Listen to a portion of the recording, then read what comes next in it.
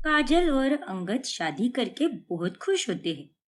काजल, मैं जिंदगी में इतना ज्यादा खुश आज तक कभी नहीं हुआ। सच में काजल, तुम्हारी वजह से मेरी जिंदगी में रौनक आ गई है। Thank you Angad. वैसे हमारी रिसेप्शन पार्टी में हमें रोमी और शनाया को भी बुलाना चाहिए। क्या कहते हो तुम? लेकिन काजल, मुझे नहीं पता कि वो दोनों आएंगे भी या नहीं। देखो अंगद, अब तुम तो उस घर में ज्यादा जा नहीं सकते, तो तुम्हारे बच्चों को यहीं पर बुलाया करो ना।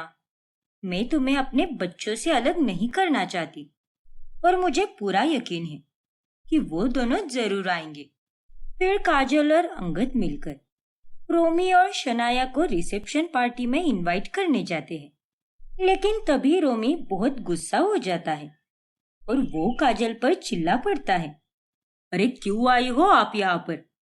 सब कुछ तो बर्बाद कर दिया आपने। अब क्या बर्बाद करना बाकी है, बताइए। रोमी, ये तुम किस तरह से बात कर रहे हो? तमीज से पेश आओ। अब तुम कोई छोटे बच्चे नहीं रहे, तुम्हें सब समझना चाहिए। अरे समझना माय फुट। अगर मम्मा और डड्डा ने एक दूसरे को तलाक दे भी दिया तो उसके बाद ये चुपचाप बैठ सकती थी, लेकिन नहीं, इसने ऐसा कुछ भी नहीं किया। उल्टा इन्होंने तो उनसे शादी कर ली। ये आपने बहुत गलत किया है मौसी। अरे आपके लिए मेरे दिल में जितना प्यार था अब सब खत्म हो चुका है और आज आप यहाँ पर हमें बुलाने आई हो। हमारी ही जिंदगी बर्बाद करके आप हमें अपनी खुशियों में शामिल करना चाहती हो। छी, इतनी चीप और घटिया औरत हो आप। निकल जाओ यहाँ से। बस करो रोमी, वो तुम्हारी मौसी है। मर गई मेरी मौसी। ये मेरी मौसी नहीं, इस दुनिया की सबसे बुरी औरत है। रोमी, अपनी जबान संभाल कर बात करो, भूलो मत, अब ये मेरी बीवी है। अरे तो अपनी बीवी को लेकर यहाँ से चले जाओ। क्यों आए हो आप दोनों यहाँ पर? क्या अंगद, चलो यहाँ से। अब मुझे यहाँ पर एक मिनट भी नहीं रुकना। लेकिन काजल, आई सेड चलो अंगद। मैंने कहा ना अंगद, प्लीज चलो यहाँ से। अंगद और काजल वहां से निकल जाते हैं और प्रीति बाहर आकर काजल से कहती है, काजल, रोमी की तरफ से मैं तुमसे माफी मांगती हूँ, लेकिन अभी तक जो कुछ भी हुआ है उसके बाद बच्चों का गुस्सा निकलना जायज है। उसमें उनकी कोई गलती नहीं है। डोंट वरी प्रीति, तुम्हें माफी मांगने की कोई जरूरत नहीं है, क्योंकि मैं जानती हूँ रोमी और शनाया अभी बस उम्र में ही बड़े हुए हैं, लेकिन उन्हें दुनियादारी की इतनी समझ नहीं है। इतना कहकर काजल वहां से चली जाती है। फिर एक दिन प्रीति अपनी सहेली कनिका के पास चली जाती है और उसका मेकअप करती है। वाह प्रीति, तुझ जैसा मेकअप कोई नहीं कर सकता यार। You are amazing. ये ले, तू ये पैसे रख ले। यार कनिका, तू पागल है क्या? मैं तुझसे पैसे कैसे ले सकती हूँ? थैंक यू सो मच, लेकिन मुझे तेरे पैसे नहीं चाहिए। मैं तेरी सहेली हूं ना। अरे प्रीति, तूने मेरे लिए इतनी मेहनत की है तो तुझे तो देना बनता ही है ना। और वैसे भी मेरे ख्याल से तुझे अब इस काम को प्रोफेशन बनाना चाहिए, क्योंकि तू बहुत सुंदर मेकअप करती है और कोई प्रोफेशनल मेकअप आर्टिस्ट से कम नहीं है। और अगर तू ऐसा ही करती रही तो तुझे क्लाइंट्स भी अच्छे अच्छे मिलेंगे। हाँ कनिका, लेकिन लेकिन वेकिन मत कर। तू हमेशा बस लेकिन वेकिन ही करती आई है।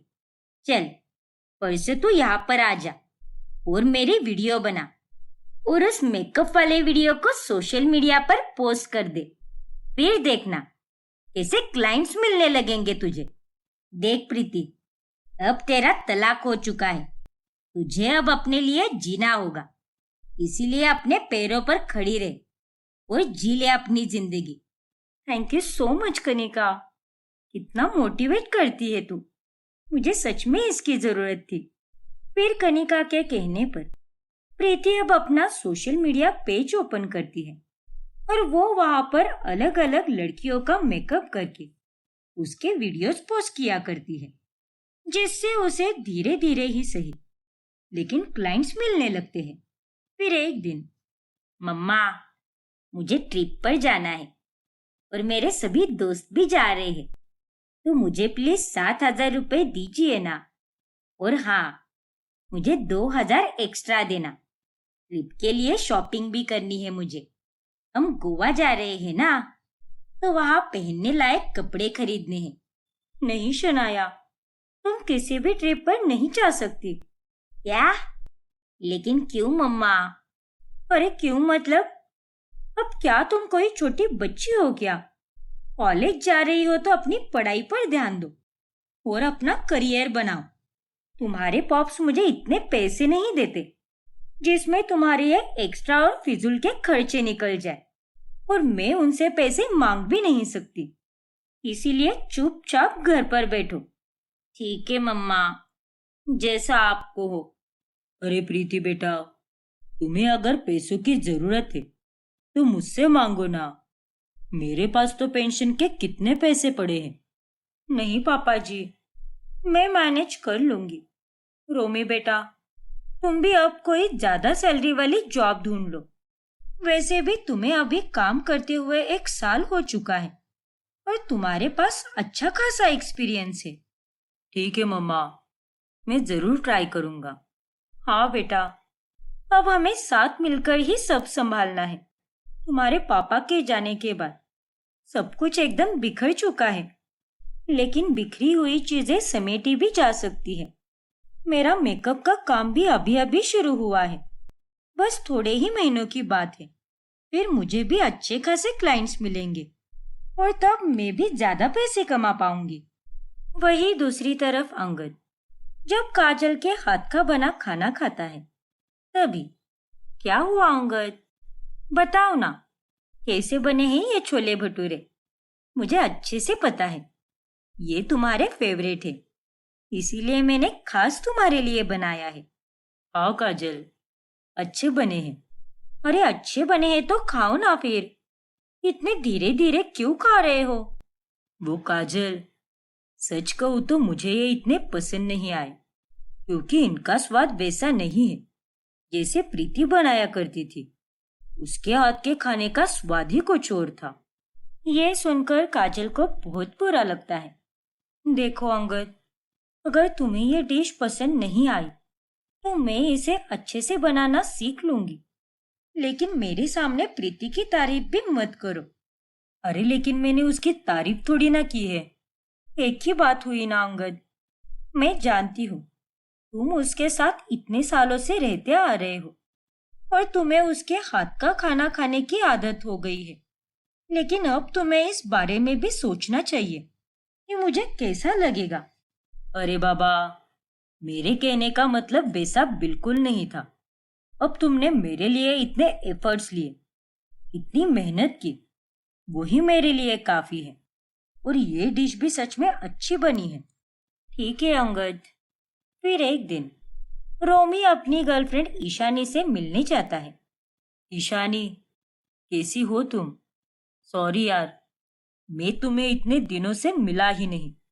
रोमी, तुम्हारी लाइफ में कितना कुछ हो गया और तुमने मुझे कुछ भी नहीं बताया। लेकिन मुझे तुम्हारे क्लोज फ्रेंड अनिकेत से सब कुछ पता चल गया है कि तुम्हारे मॉम डैड का डिवोर्स हुआ है और तुम्हारी डैड ने तुम्हारी मौसी के साथ शादी कर ली है। क्या? अब इतने हैरान क्यों हो रहे हो? ये बातें मुझे तुमसे सुननी चाहिए थी, ना कि तुम्हारी दोस्त से। तुमने मुझे क्यों नहीं बताया रोमी? आई एम सॉरी, लेकिन मैं मेंटली बहुत डिस्टर्ब था और मुझे कुछ भी समझ नहीं आ रहा था। किसी से बात करने की इच्छा भी नहीं होती थी। लेकिन मैं तो तुम्हारी गर्लफ्रेंड हूँ रोमी। एटलीस्ट तुम्हें ये बात मुझे तो बतानी चाहिए थी।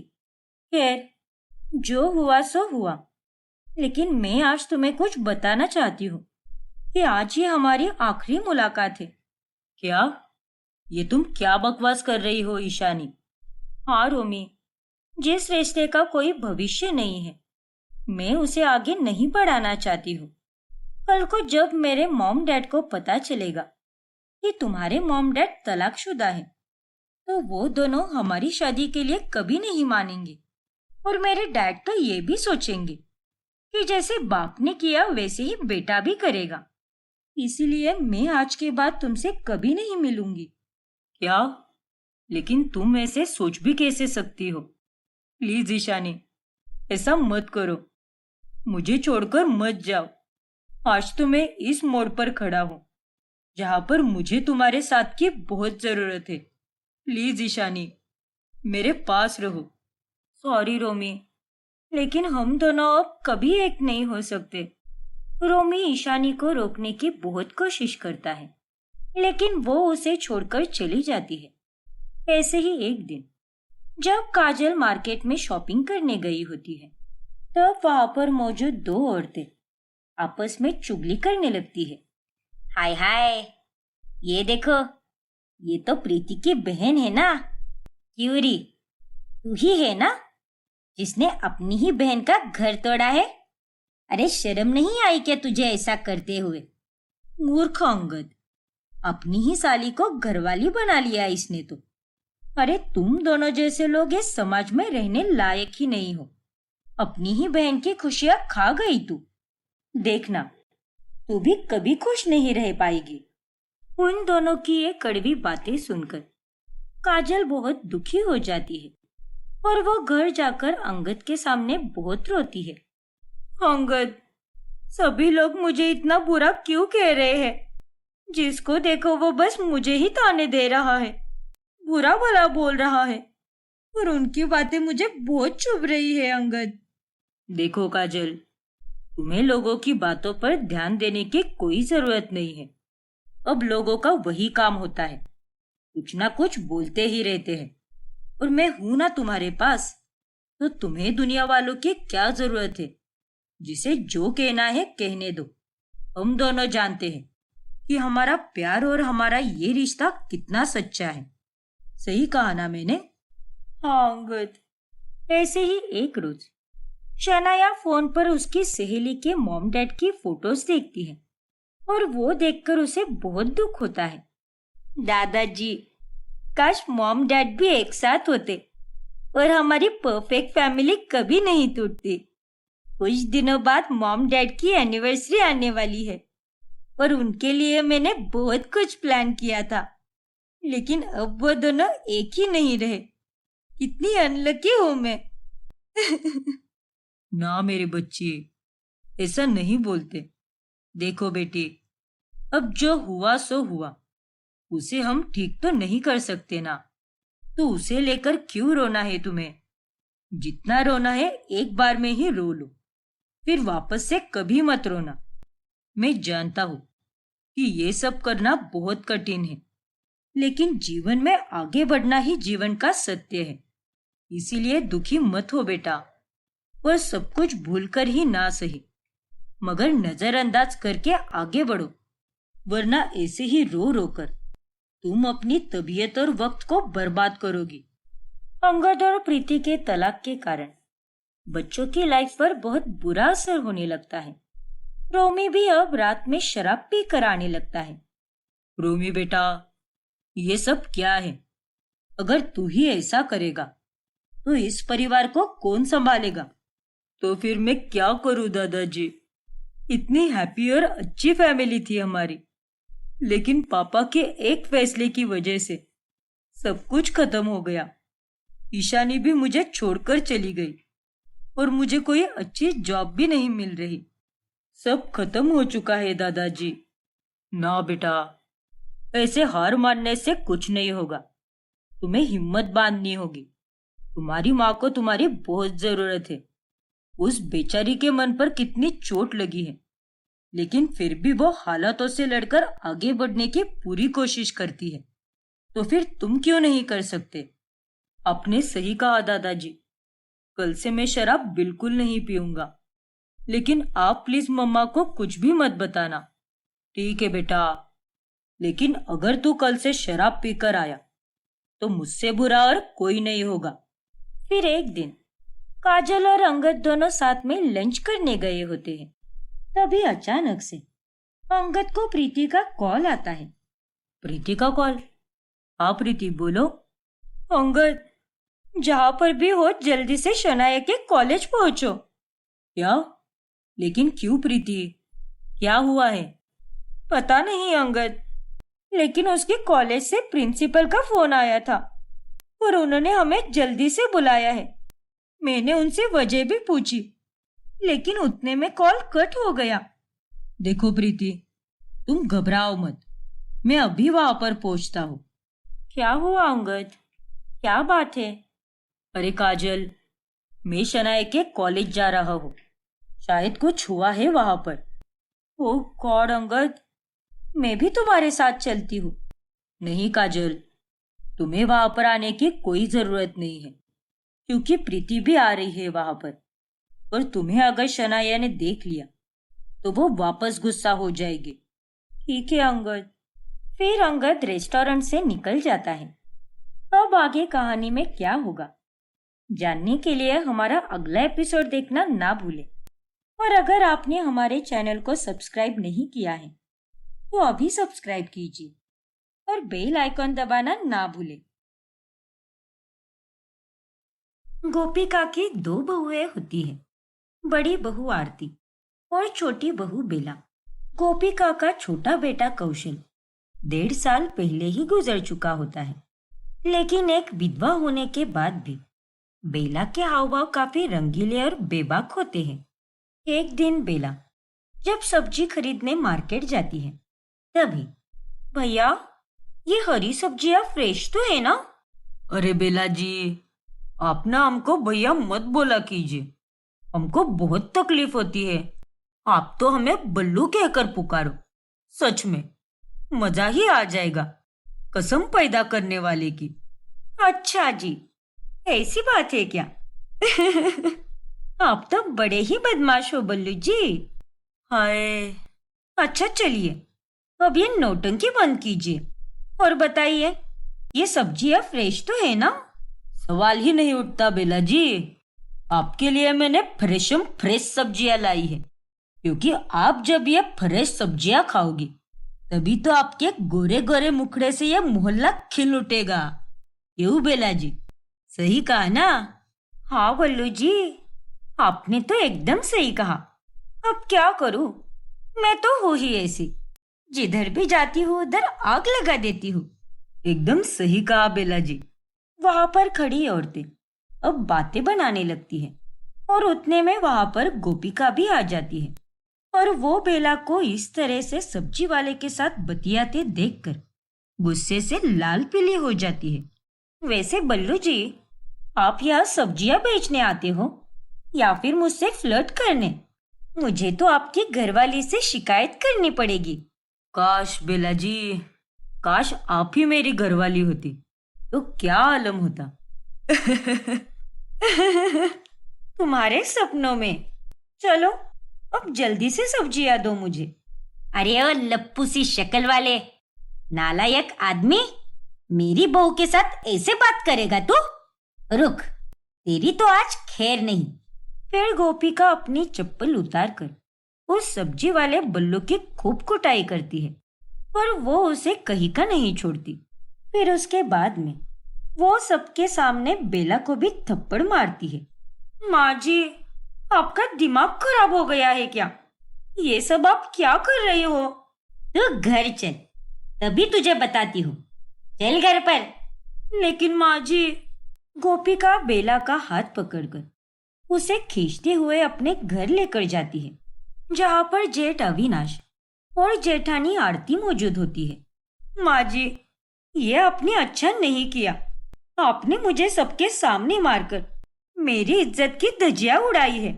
वो औरतें किस तरह से हंस रही थी मुझ पर, और आप तो बस मेरी धुलाई ही करते जा रही थी। हाँ तो क्या तेरा सत्कार करूं या फिर तुझे नोटों का हार पहनाऊं? बेशरम बेहया। अरे मैंने कोई तेरी इज्जत की धज्जियां नहीं उड़ाई। अरे तूने खुद ने ही सबके सामने अपनी और हम सबकी नाक कटवाई है। और क्या जरूरत है तुम्हें, जो तुम हर आदमी के साथ मजाक मस्ती करती रहती हो? देखो बेला, तुम्हारे इसी ओवर फ्रेंडली नेचर के कारण सब तुम्हारा फायदा उठाते हैं और तुम्हारे साथ फ्लर्ट करते हैं। हम अच्छे घर के लोग हैं और हमारे घर का कोई भी सदस्य ऐसे बिहेव नहीं करता है। ये हमें शोभा नहीं देता बेला। और नहीं तो क्या। अरे छोटे को जाकर अभी 2 साल भी नहीं हुए हैं और तुम उसकी विधवा हो। और हम तुमसे ये नहीं कह रहे कि तुम एक विधवा की तरह जियो। सफेद साड़ी पहनो, दिन भर रोती रहो, बाहर मत जाओ, ये मत करो, वो मत करो। हमने तुम्हें पूरा फ्रीडम दिया है क्योंकि माँ और पापा तुम्हें अपनी बहू नहीं बल्कि बेटी मानते हैं। और उसके बावजूद भी तुम ऐसी पागलों वाली हरकतें करती हो। हे भगवान, अगर मैंने किसी के साथ हंस बोल दिया तो उसमें कौन सा गुनाह कर लिया। और वैसे भी आजकल कोई भी विधवा सफेद साड़ी नहीं पहनती, ना ही वह घुट घुट कर जीती है। इसीलिए आप लोगों ने मुझ पर कोई मेहरबानी नहीं की है। मैं अपनी लाइफ अपने हिसाब से ही जीऊंगी और मुझे जो करना है वही करूंगी। और मुझे अच्छे से पता है कि किससे किस तरह से बात की जाती है। इसीलिए आप लोगों को मुझे कुछ भी सिखाने की कोई जरूरत नहीं है। बेला इतना बोलकर अपने कमरे में चली जाती है। फिर एक दिन जब घर के लोग बाहर गए होते हैं तब घर में केवल बेला और उसका जेठ अविनाश होता है। तभी अविनाश को टाई बांधने में काफी दिक्कत महसूस होती है। अरे यार, मैं भी ना कितना बड़ा बेवकूफ हूँ। पहले माँ मेरी टाई बांधती थी और अब आरती। इन दोनों के कारण मैंने कभी टाई बांधना सीखा ही नहीं। तो अब मैं इसे कैसे पहनूं? आरती और माँ तो शॉपिंग करने गई है और पापा तो अब सीधे शाम में ही आएंगे। तभी वहां पर बेला आती है। टेंशन क्यों ले रहे हो जेठ जी? मैं हूं ना, मैं पहना देती हूँ आपको टाई। लाइए। नहीं बेला, मैं खुद से ट्राई कर लूंगा। यूट्यूब पर देखकर बांध लूंगा। तुम चिंता मत करो, तुम जाकर अपने काम करो। आप मेरे जेठ जी हो और आपकी फिक्र मैं नहीं करूंगी तो फिर और कौन करेगा? चलिए अब अपने मुंह पर ताला लगाइए और चुपचाप मुझे आपको ये टाई बांधने दीजिए। अरे पर बेला जबरदस्ती ही अविनाश को टाई पहनाने लगती है। लेकिन उतने में वहां पर आरती और गोपिका आ जाती है और आरती तुरंत अविनाश के पास आकर बेला को साइड में करते हुए अविनाश को टाई पहनाती है। अरे जेठानी जी, मैं पहना रही थी ना उन्हें टाई। हाँ, लेकिन अब मैं आ गई हूँ ना, तो तुम जाकर अपना काम करो। और तुम्हें इतनी अच्छी बनने की कोई जरूरत नहीं है। अपनी हद में रहा करो क्योंकि हदों को पार करना कभी कभी सही नहीं होता है। समझी ना? ठीक है, जो करना है करो। जिसका करो भला वही पकड़े गला। भलाई का तो कोई जमाना ही नहीं रहा। अच्छा बहू, ऐसी बात है तो चल जाकर मेरी दोनों अलमारियों को साफ कर दे आज और मेरे लिए पिज्जा पराठा भी बना दे। जा, अब काम पे लग जा। कर दे मेरा भला। बस अपने जेठ का ही भला करने आता है क्या तुझे? हाँ ठीक है ना, मैं आपका भी काम कर दूंगी, लेकिन मुझे अभी एक अर्जेंट फोन करना है, उसके बाद ही मैं आपका काम करूंगी। इतना कहकर बेला वहां से खिसक जाती है। पता नहीं कब सुधरेगी ये लड़की। ना तो इसे किसी से बात करने की समझ है और ना ही रिश्तों को ठीक से निभाने की। फिर एक दिन उनके घर पर श्रीकांत के दोस्त का बेटा अरविंद आता है। और बताओ अरविंद बेटा, कैसे आना हुआ? वो श्रीकांत अंकल, मैं अपने दोस्तों के साथ वैष्णो देवी गया था। वहां का प्रसाद लाया है मैंने आप सबके लिए। अरे वाह, क्या बात है बेटा, तुम्हारा बहुत बहुत धन्यवाद। अच्छा ये बताओ, क्या पियोगे तुम, चाय, कॉफी या शरबत? तभी वहां पर बेला ट्रे लेकर आती है। पूछने की कोई जरूरत नहीं है माँ जी, क्योंकि मैं जानती हूँ पिछली बार अरविंद जब घर आया था तब उसने कहा था कि उसे शिकंजी बहुत पसंद है, इसीलिए ये लो, खास तुम्हारे लिए बनाई है मैंने। लो ना। रख दीजिए बेला भाभी, मैं ले लूंगा खुद से। अरे लो ना, शर्मा क्यों रहे हो? बेला उसके करीब जाकर उसे वो ग्लास देने जाती है, लेकिन उसी चक्कर में वो शिकंजी उसके कपड़ों पर गिर जाती है। अरे रे रे रे, ये तुम क्या कर रही हो बेला बहू? देखा ना, उसकी तो पूरी पैंट खराब हो गई। कोई बात नहीं आंटी, मैं अभी वॉशरूम में जाकर साफ करके आता हूँ। सॉरी हो अरविंद, तुम एक काम करो, मेरे साथ चलो, मैं तुम्हें वॉशरूम तक लेकर जाती हूँ। अगर इसे जल्दी धो दोगे तभी दाग चला जाएगा। हाँ अरविंद बेटा, जल्दी जाओ, उस तरफ है वॉशरूम। अरे माँ जी, आप उसकी फिक्र मत कीजिए, मैं इसे लेकर जाती हूँ। चलो अरविंद। अरे ठीक है बेला भाभी, मैं चला जाऊंगा। अरे नहीं बाबा, चलो, शर्माओ मत। फिर बेला उसे वॉशरूम तक लेकर जाती है। अरे भाभी, अब तो जाइए आप। अरे नहीं अरविंद, मैं मदद कर देती हूँ ना तुम्हारी। तभी वहां पर गोपिका भी आ जाती है। बहू, वो कोई दूध पीता हुआ बच्चा नहीं है, वो खुद से साफ कर लेगा। चल यहाँ से। बेला की इन हरकतों के कारण घर वाले अब बहुत ज्यादा परेशान हो जाते हैं। वो मोहल्ले में हर एक आदमी के साथ बहुत ही ज्यादा बिंदास होकर बात करती है, जिसका लोग गलत फायदा उठाते हैं। लेकिन बेला को ये बात समझ ही नहीं आती। एक दिन जब वो सड़क से जा रही होती है, तभी अचानक पीछे से बाइक पर दो गुंडे आते हैं और वो उसके इर्द गिर्द घूमने लगते हैं। अरे ओ चमक चलो, कहाँ चली इतना सच सवर कर? हर किसी को अपनी खूबसूरती के जाल में फंसाती रहती है। जरा हमें भी तो दिखा अपना जलवा। चल, बैठ जा हमारे साथ। चुप करो और दूर रहो मुझसे। मेरे पास आने की कोशिश भी मत करना। अरे दूर होने के लिए थोड़ी ना कोई पास आता है। आज तो हम तुझे अपना बना कर ही रहेंगे। बेला चिल्लाने लगती है और तभी उस रास्ते से श्रीकांत और अविनाश जा रहे होते हैं और वो दोनों बेला को देखकर तुरंत अपनी गाड़ी से निकलते हैं और उन दो गुंडों को खूब पीटते हैं। फिर घर आने के बाद सब बेला को बहुत सुनाते हैं। अरे कल मुही नास पीटी, कब तक यूं ही लाज शर्म छोड़कर नैन मटकता करती फिरेगी तू? तुझे क्यों नहीं समझ आता बहू कि तेरा यूं बिंदास और बेबाक होना तेरे लिए ही सही नहीं है। हाँ बेला, आज अगर पापा जी और अविनाश नहीं होते तो ना जाने वो गुंडे मवाली तुम्हारे साथ क्या करते। हम सब ने तुम्हें 1000 बार समझाया है, लेकिन उसके बाद भी तुम तो हमेशा वही गलती दोहराती हो। अरे तुम एक विधवा हो, किसी के घर की बहू हो और एक औरत हो, कोई नौजवान लड़की नहीं जो बस इधर उधर तफरी करती फिरे। अरे अपनी उम्र का और अपने परिवार का कुछ तो लिहाज रखो। और अब भी वक्त है बहू, सुधर जाओ। अरे आज तो हम दोनों आ गए वहां पर, वरना कल को बचाने के लिए तुम्हारे पास कोई भी नहीं रहेगा। आपने सही कहा पापा जी, मेरी ही गलती है, मुझे माफ कर दीजिए। आज तो मैं बहुत घबरा गई थी, लेकिन अब मुझे समझ आ गया है कि मुझे कैसे रहना चाहिए और कैसे नहीं। आप सबने मुझे अपनी बेटी की तरह माना है, तो मैं भी आप सबके प्यार और स्नेह की इज्जत करूंगी और अब से किसी का भी नाम बदनाम नहीं करूंगी। हर जगह पर लिहाज और तरीके से पेश आऊंगी। बेला की बातें सुनकर सभी घर वाले उसे माफ कर देते हैं, लेकिन अगले ही दिन उनके यहाँ पर एक नया पड़ोसी रहने आता है। हेलो, मैं आपका नया पड़ोसी हूँ। वो मुझे काम वाली बाई की जरूरत है, तो आपके पहचान में कोई काम वाली बाई हो तो मुझे बता देना। हाँ है ना, मैं आपको उसका नंबर शेयर कर देती हूँ। ये लीजिए। Thank you so much.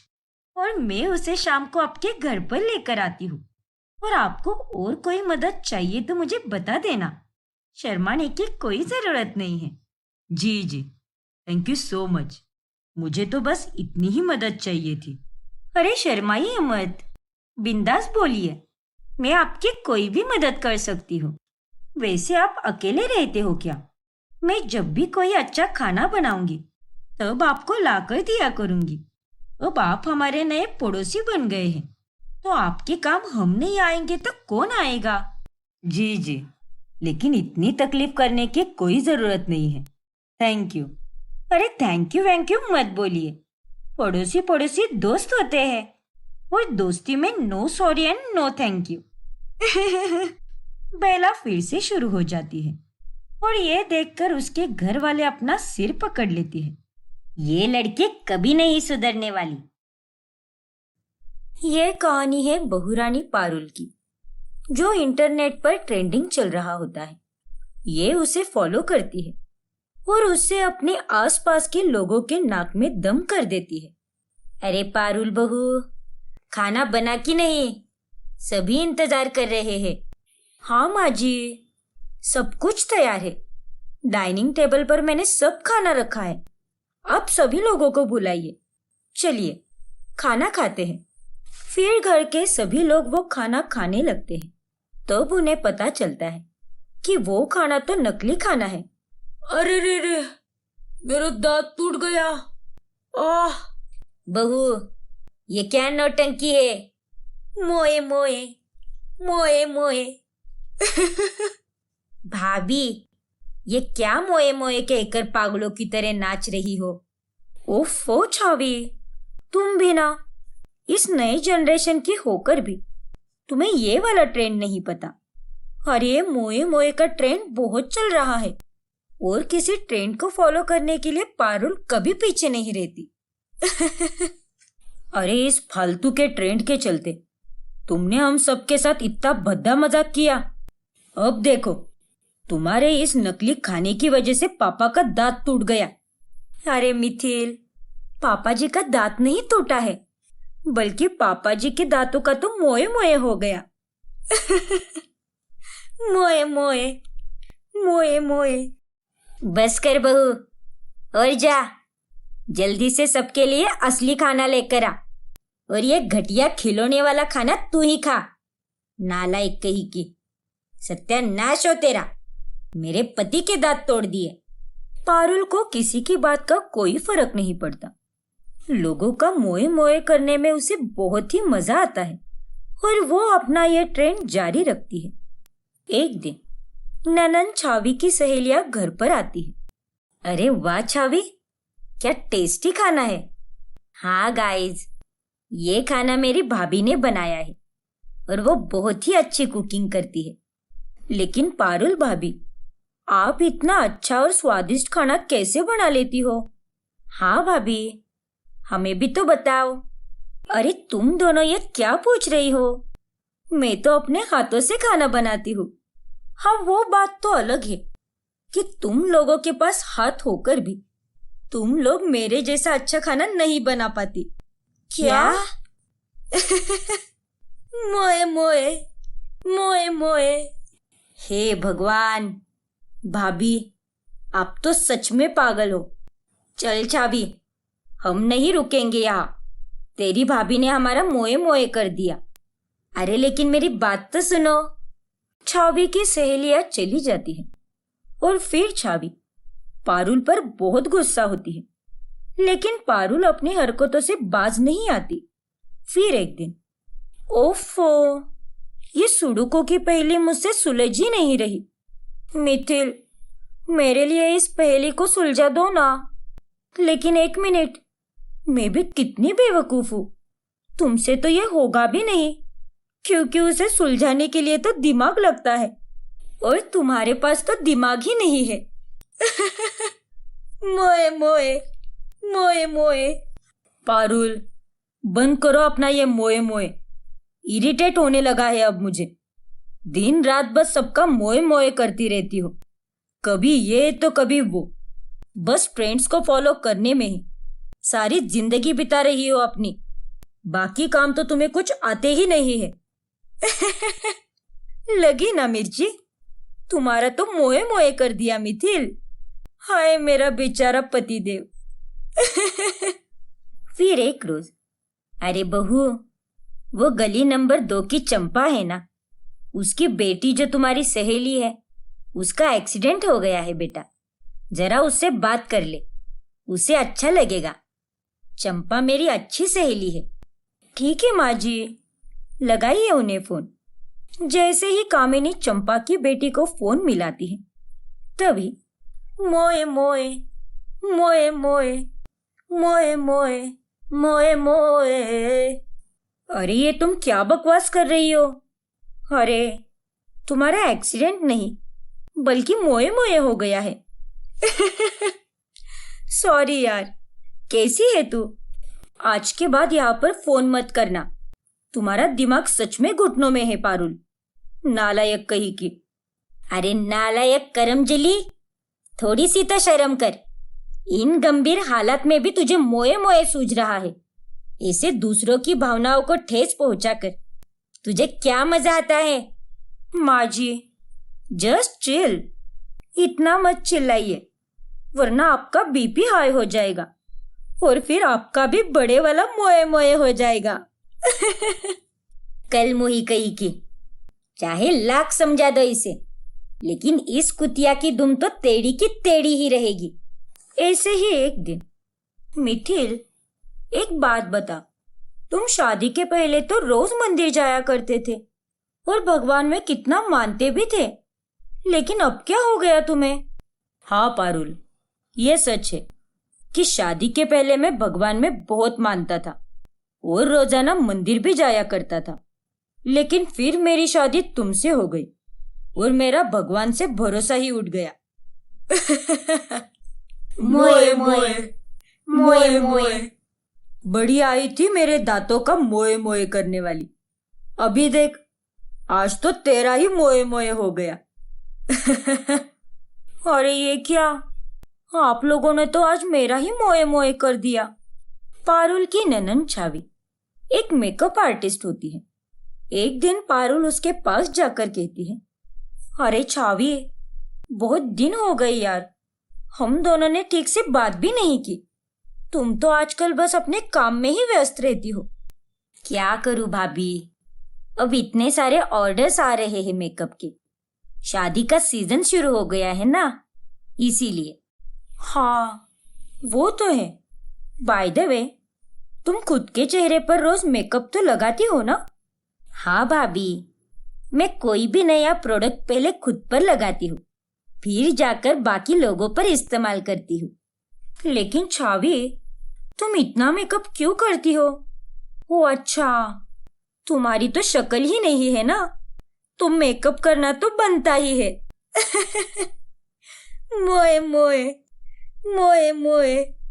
Parul फिर से मोए मोए करने लगती है और ये देखकर छावी को बहुत ज्यादा गुस्सा आता है। बाद में वो अपनी माँ से जाकर कहती है, माँ, भाभी को देखो ना, दिन रात बस मोए मोए करती रहती है और दूसरों का मजाक उड़ाती रहती है। ये सब कब तक चलेगा? हमारी कोई इज्जत है या नहीं? हाँ छावी बिटिया, तू एकदम सही कह रही है। ये सबका मजाक उड़ाती रहती है और खुद आराम से मजे लेती है। हम ये सब बर्दाश्त नहीं करेंगे और इसे तो सबक सिखाना ही होगा। फिर अगले दिन कामिनी पारुल की माँ को फोन लगाती है और पारुल की सारी बुरी हरकतों के बारे में बता देती है। अब क्या बताऊं मैं आपको समधन जी, नाक में दम करके रखा है आपकी बेटी ने। अरे कोई नया ट्रेंड आया नहीं कि ये उस ट्रेंड को सर पर उठा लेती है और सबको सिरदर्द देती है। हे भगवान, ये आप क्या कह रही हो समधन जी? हाँ समधन जी, मैं बिल्कुल सही कह रही हूँ। अब बीच में वो गुलाबी शरारा निकला था, उस पर ठुमक ठुमक के गा गाकर पारुल तो दिन रात बस ठुमके ही लगाती रहती थी। झाड़ू मारते वक्त या फिर कोई और काम करते वक्त हर जगह ठुमके लगा लगा कर उसने तो घर के शोपीस भी तोड़ दिए थे। क्या? ये तो बहुत ही गलत दिशा में जा रही है मेरी बेटी। नहीं नहीं, इस ट्रेंड ब्रेंड के चक्कर में कहीं वो अपनी घर गृहस्थी ना खो बैठे। इसीलिए तो मैं कह रही हूँ कि हम सबको मिलकर उसका ये ट्रेंड का भूत उतारना होगा, तभी जाकर उसकी अक्ल ठिकाने आएगी। मैंने कुछ सोचा है उसके लिए। फिर घर के सभी लोग मिलकर पारुल का भूत उतारने के लिए एक प्लान बनाते हैं और उसके जन्मदिन के वक्त, भाभी, आपको अकेले तैयार होने की क्या जरूरत है जब आपकी ननंद एक मेकअप आर्टिस्ट है। आप आज कुछ भी नहीं करोगी, मेकअप से लेकर ड्रेसिंग तक मैं आपको तैयार करूंगी। आखिरकार आज आपका हैप्पी वाला बर्थडे है ना? हाँ, so sweet Chhavi, thank you so much. लेकिन भाभी, उसके लिए आपको आंखें बंद करनी होगी। उसके बाद ही मैं आपको सजा पाऊंगी। मैं चाहती हूँ कि जब सब आपको देखे तब आपकी तारीफों के पुल बांधे, और उसके बाद जब आप अपने आप को देखें तब आप भी खुशी से झूम उठो। ओके बाबा, जैसा तुम कहो। लो, कर ली मैंने आंखें बंद। फिर पारुल अपनी आंखें बंद करती है और तभी छावी चालाकी से पारुल का बहुत ही बुरा मेकअप करती है और उसे जोकर की तरह अजीबोगरीब फनी वाले कपड़े पहनाती है और उसे लेकर सबके सामने आ जाती है। तभी वहां पर सभी परिवार वाले उसे देखकर हंसने लगते हैं और मोए मोए करने लगते हैं। मोए मोए, मोए मोए। सबको मोए मोए गाता सुनकर पारुल उसका चेहरा फोन के कैमरा में देखती है। ओह नो, ये क्या हो गया मेरे चेहरे को? मेरा तो बहुत ही बड़े वाला मोए मोए हो गया। नहीं, ये बहुत गलत किया आप लोगों ने। क्यों बहू, अब समझा? जब तू दूसरों का मोए मोए करती थी तब उन लोगों को कैसा लगता होगा? पारुल बिटिया, तुझे तो मैंने अच्छी परवरिश दी थी ना, तो ये नए जमाने के बेवकूफ ट्रेंडों के चक्कर में तू कब से बेवकूफ बन गई। तूने सबके साथ जो भी किया है बहुत ही गलत किया है। अरे तुमने तो सिर्फ घर में ही नहीं बल्कि गली मोहल्ले के औरतों का मोए मोए करके एक प्रकार से उनका अपमान ही किया है बहू। अब तो सुधर जाओ भाभी। हम सब ने ये एक नाटक किया था ताकि आपकी अकल ठिकाने पर आए। देखो पारुल, ये इन यूजलेस ट्रेंड्स के अलावा भी तुम्हारी एक दुनिया है, घर गृहस्थी है, और इन ट्रेंड्स के चलते तुम तो दूसरों का सम्मान करना ही भूल गई हो। जो आया उसका मोए मोए कर देती हो। सबकी बातें सुनकर पारुल को अपने किए पर काफी शर्मिंदगी महसूस होती है। मुझे माफ कर दीजिए, मैंने आप लोगों के साथ बहुत ही गलत किया है। आज अपने साथ वही होने पर मुझे समझ आया कि मैंने कितना आपका दिल दुखाया है और कितना परेशान किया है सबको। लेकिन मैं आप लोगों से ये प्रॉमिस करती हूँ कि आज के बाद ये नौटंकी मैं वापस कभी नहीं करूंगी। पारुल की बातें सुनकर सभी लोग उसे माफ कर देते हैं और उस दिन के बाद से पारुल ट्रेंड्स को फॉलो करना बंद कर देती है और अपने घर परिवार पर ध्यान देने लगती है।